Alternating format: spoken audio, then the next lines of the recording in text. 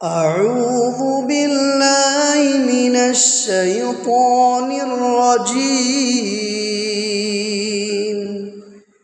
بسم الله الرحمن الرحيم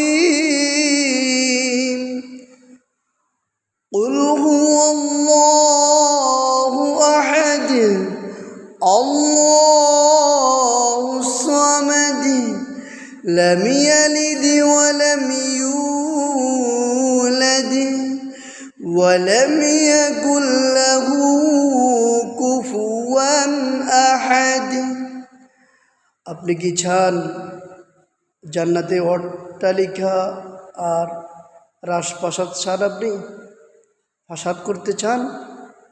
তাহলে আজ থেকেই সকাল সন্ধ্যা সূরা ইখলাস সকালে 10 বার বিকেলে 10 বার পড়বেন।